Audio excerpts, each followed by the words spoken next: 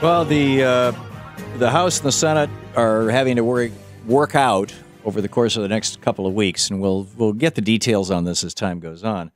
Either an extension of funding for the government, because the government is going to run out of money in the next couple of weeks or months, but it has to be appropriated soon, and a clarification about a bunch of laws that are expiring at the end of this year, and we really only have a week or two of Congress between now and the end of the year.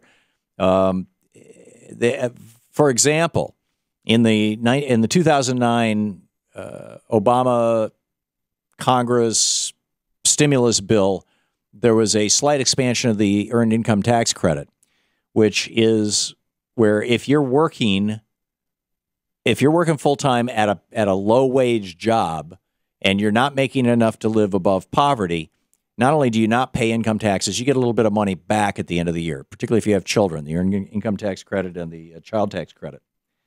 And so the Republicans are proposing to make permanent 10 tax provisions, this from the New York Times, including an expanded research and development tax credit, letting small businesses deduct virtually any investment, measure allowing the deduction for state and local sales taxes, the American Opportunity Tax Credit for college costs if the employer is providing them, deductions for employer-provided mass transit, 4 different breaks for corporate and charitable giving, tax breaks for car racing tracks, benefits for racehorse owners, but, and I quote from the New York Times, left off were the 2 tax breaks valued most by liberal Democrats, a permanent expanded earned income credit and a child tax credit for the working poor.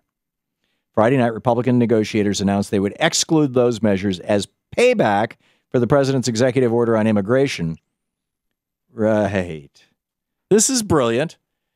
We're 34 years into this Reaganomics experiment, dropping the top tax rate from 74% down to 28%. And how's that worked out for everybody? Well, the billionaires are doing just great, and average working people have been screwed for 34 years.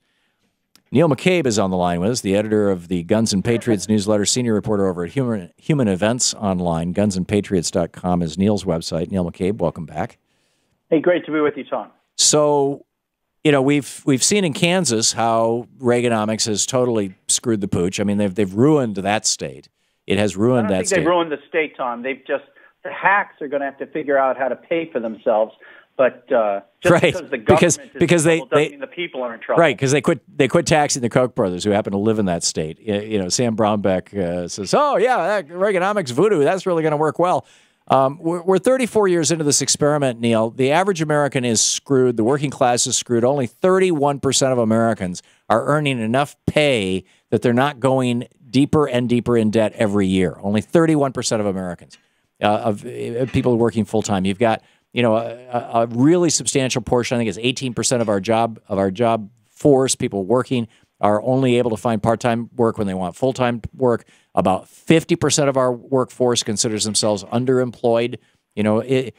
Why don't we just repudiate Reaganomics? We had a really great economy before Reagan came along and screwed things up. Let's raise the top tax rate back up to 74%, and that would be bonkers, Tom, because nobody really pays 74%.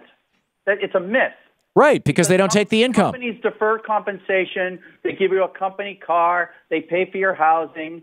I mean, it was the high tax rates that landed us. Neil, you are old enough to remember that before Reagan, CEOs lived in the same neighborhoods as their workers. CEOs took typically 30 times what the average, which is still a hell of a lot of money. I mean, if you've got your average employee in your company is making $50,000, that means your CEO is making $1.5 million. Neighborhoods of their workers. Or $2.5 million. Say what? I mean, come on.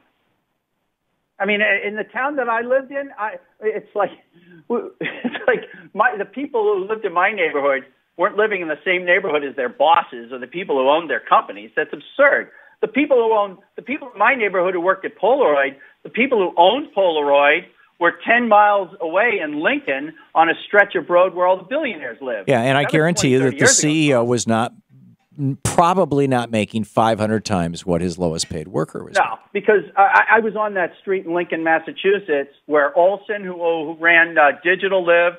Where do you think the Wang family lived? They lived in Lincoln, Massachusetts. on a road. There was a road full of technology billionaires, far, far away from my town. Before Reagan.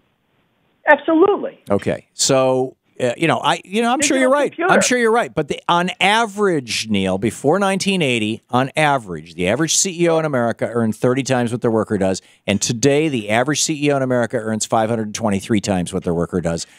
There's something fundamentally wrong with that. There's been an enormous concentration of wealth at the very top, and working people have seen a decline both in their income and in their wealth since Ronald Reagan became president. Isn't it time to declare Reaganomics, the experiment, a failure? Well, no. I mean, I remember the Reagan years as being great years. I remember that as being a place where it took a decade or so for the stuff that he put in place to totally screw the working class. It's taken 34 years. There was a time when I was getting raises. There was a time when people were, you were competing for workers. Yeah, it wasn't until 86, or 87 that he actually dropped that top tax rate that low. The stock exchange went from, 800 to 3,000, right? We're never going to see a boom like Reagan. You had the biggest collapse in the stock market during the Reagan presidency of any collapse in the stock market since the Great Depression until the 2008 one. And still, if you took that low point of that crash, it was still, 3 times higher than when he became president? I don't know. What I do know is that if you look at the stock market as your principal indicator, Democratic presidents always do better than Republican presidents, or at least have since 1928. Well, I mean, to be honest about one of the problems with the top tax rate, these high tax rates, is one of the problems is that it's an excuse for politicians, or a way for politicians to sell tax loopholes and deductions, and that's why the lobbyists are so busy in Washington. If you cut the rates, then the politicians can't sell off deductions and loopholes. There's another problem where there's a lot of people, say athletes or rock musicians. There are people who make a lot of money in a short period of time. Let's say an NFL running back, he's only good for 3 or 4 years, and yet he's supposed to make enough money that's going to carry him for the rest of his life. At a 74% tax rate, you're basically banging him for the only 3 or 4 years that he's productive. And meanwhile, first of all, the first million or so a year that he's making would not be taxed at 74%. Secondly, why are you saying that back in the 1950s, 60s, and 70s, and even the early 80s, that there were no NFL players? Oh, please. What I'm saying is that those guys, first of all, those guys weren't being paid as much as they are being paid now. No, they're not. But, why did Joe Louis have to shake hands for money in Las Vegas? Because he was whacked by the tax man. I mean, what happened to Bud Abbott? How many times do you have to hear these stories of these boxers or these football players or these movie stars, who got whacked in a time? At a time that nobody was making wealth. I mean, if you want to talk about the Polaroid family, you're going back 100 years. You're talking about multi-generational wealth. The Land family, that's the go-go 60s, 70s, and 80s of Polaroid. My point is that the American middle class and the United States were better off with that high tax rate pre-Reaganomics than they have been since then. Because there was delayed compensation, and because companies would just increase fringe benefits. You know that the company-based health insurance model is a product of high tax rates during World War II. And it's actually no, Neil, it's not. It was developed by Kaiser Aluminum. No, Neil, you're half right. The employer-based benefit system, pensions and health benefits, were not the result of taxes. They were the result of competition for workers. Oh, okay. And so, but that competition, part of that competition was because of the high wage. You couldn't compete on wages because you'd bump people into a higher rate. It had nothing to do with income taxes, Neil. It had to do with the fact that the CEOs weren't stealing all the money. So there was lots of money left over in the corporations, so they could pay people well. Back to that. Okay. Neil McCabe, gunsandpatriots.com. Always good talking with you, Neil. Tom. Thanks for dropping by. We'll be back. This is the Thom Hartmann Program. See, we can reduce this to a bumper sticker. Repeal Reaganomics. It's time to declare the experiment not just over and failed, but dead.